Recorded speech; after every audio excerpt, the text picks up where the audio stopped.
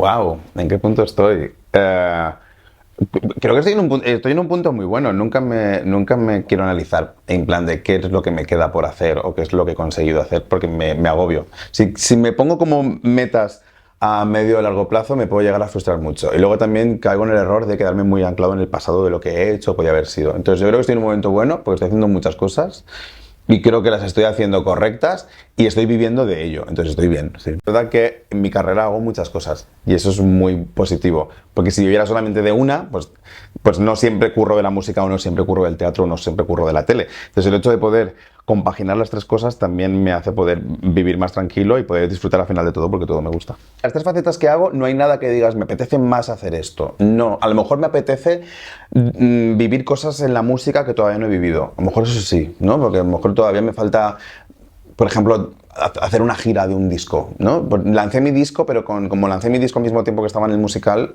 no pude promocionar el disco como quería, no pude hacer firmas, no pude hacer gira porque estaba en la gira de Ghost y me había comprometido, entonces todavía me falta un poco, yo creo que vivir una experiencia de la carrera discográfica que tengo ahí pendiente. Pero está bien, es decir, pero lo que estoy viviendo está bien porque no la estoy teniendo porque estoy muy metido en el teatro, ¿no? Y ahora mismo es lo que me está también satisfaciendo a nivel artístico. Entonces es como que todavía me falta un poquito desarrollarme, yo creo, a nivel discográfico. No, o sea, yo no. Pero, o sea, yo no. Pero de lo que se gana de las canciones, de reproducirlas, Claro. del streaming, no, es muy poquito. O sea, en mi caso, que es un caso, yo creo que la gran mayoría de artistas no hacen unos números millonarios, es decir, eso es un porcentaje pequeño.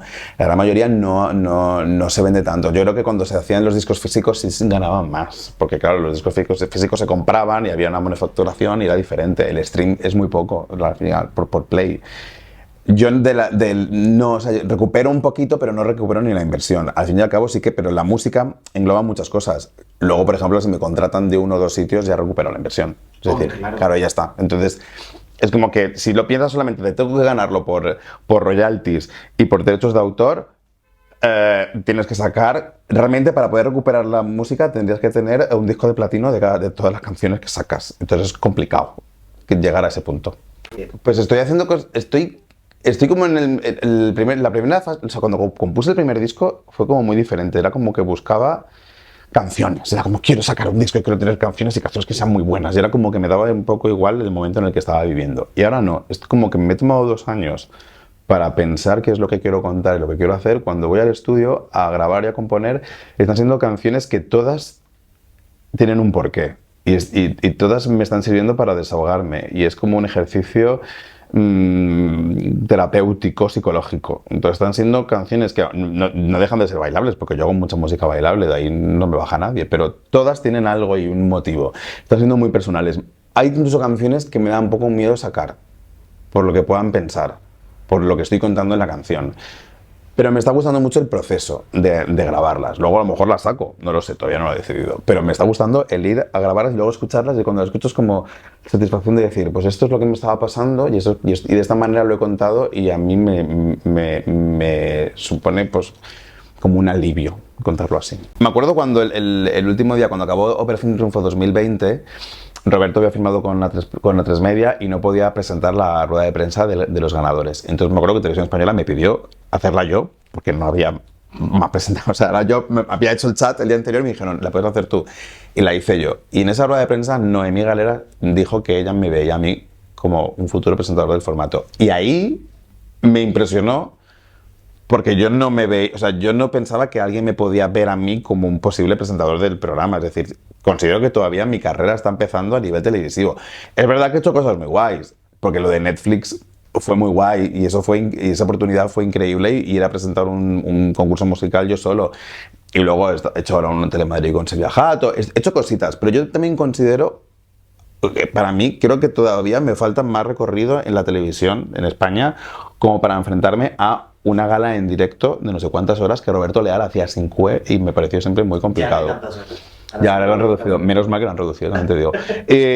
No, a ver, si me lo hubieran ofrecido hubiera dicho, venga, pero luego me hubiera cagado de miedo. Nunca pensé en mí como una opción realista. Creo que no era realista. También creo que todavía mi nombre no suena en las reuniones de productores ejecutivos de tele para decir, ¿qué presentador podríamos tener? Es música, a mí yo creo que me ven como un concursante de Operación Triunfo, y me ven como la faceta artística de cantante. O sea, me llamaron hace poco para ir a Tu cara me suena a imitar. Es decir, yo creo que ellos somos muchos los que pasamos por el programa y yo creo que nos ven como cantantes del programa. A Chenoa la tienen vista en Tu cara me suena en el jurado, haciendo tele desde hace muchísimos años.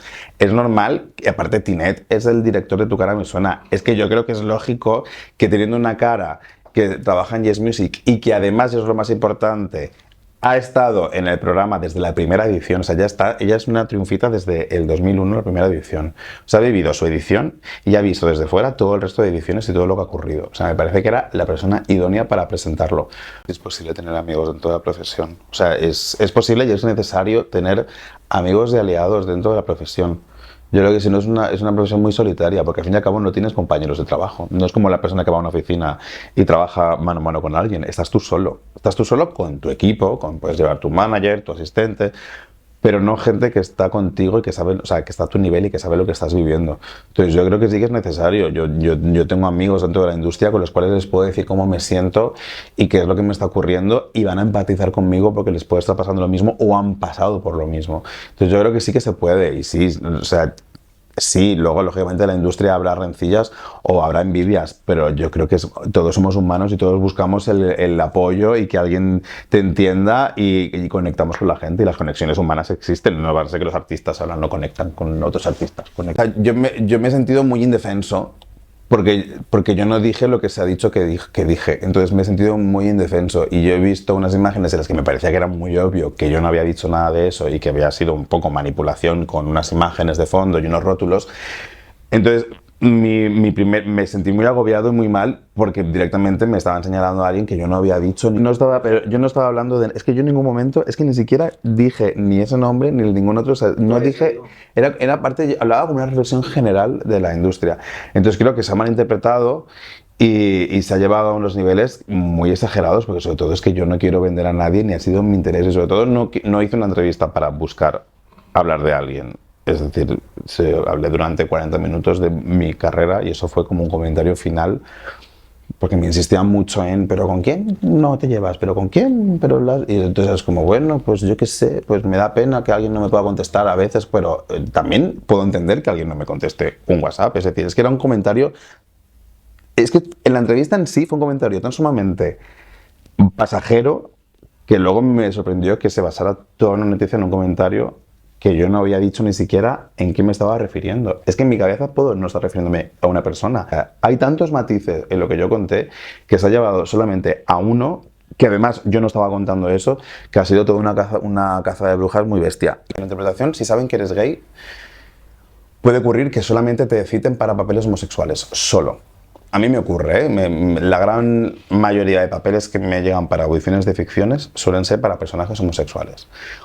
Y dentro de los personajes homosexuales suelen ser muchos para chapero. Muchísimo. Es decir, ya incluye el físico y que seas homosexual. No me llegan para un personaje heterosexual. Para mí hacer Ghost es un triunfo. Hacer de un señor heterosexual de los 90, financiero. Pero es que incluso me pasa que cuando hago Ghost, un elogio que creen que me han dado cuando salgo del musical es decirme no pareces gay.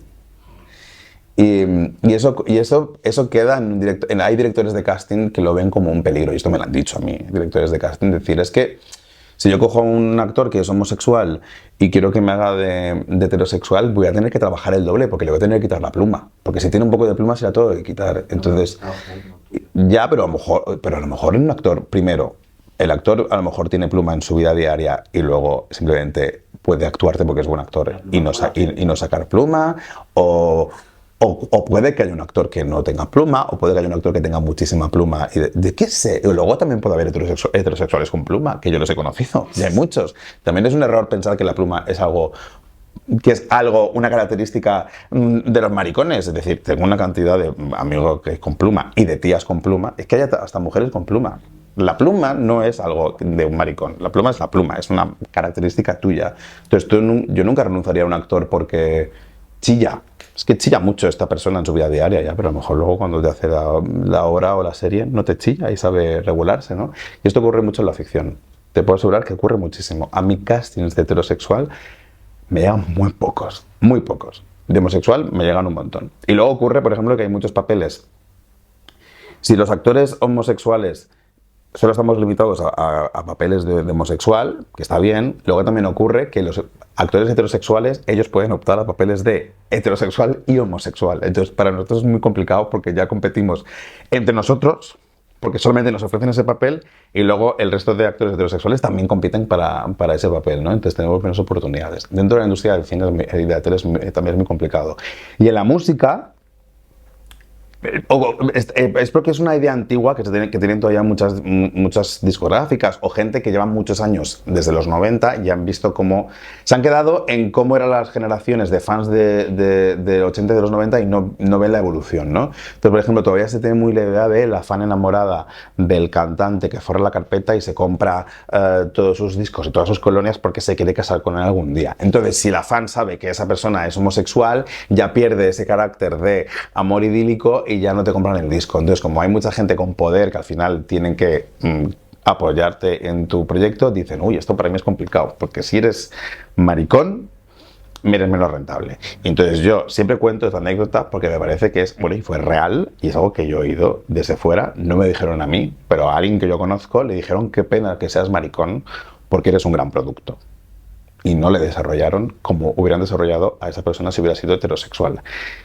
Y eso fue decir, vale, pues esto sigue ocurriendo. Por eso, para mí, sería súper importante que todo artista homosexual no es que saliese del armario, es que fuera libremente homosexual. O sea, es lo que yo espero. Yo nunca salí del armario. Yo no entré y dije en la sala aquella, voy a contar que estoy gay. No, yo entré hablando de mi exnovio y de mi novio y de no sé cuántos y tal, de una manera natural. Entonces, lo lógico sería que cualquier artista pueda vivir su vida de manera natural. Sí, y si hay algún artista que tiene que salir del armario porque ha vivido mucho tiempo metido y encerrado y necesita salir del armario, hostia, pues yo deseo que salga del armario porque va a vivir mucho más feliz.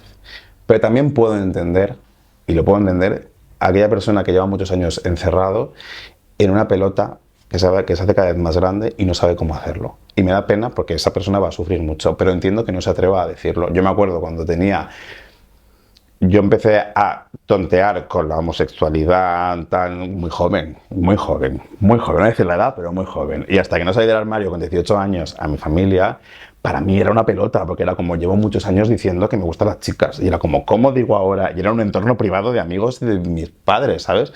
Pero cuando lo hice era como, llevo muchos años mintiendo. Y ahora llevaba 5, pero era como, llevo muchísimos años mintiendo. Imagínate una persona que es pública y le han presionado a tener que ocultar su orientación sexual durante muchos años. A mí me da la culpa no es del artista que tiene que vivir de esa manera. La culpa es de aquellas personas que le han metido en la cabeza que es necesario no decirlo para ser un producto más rentable.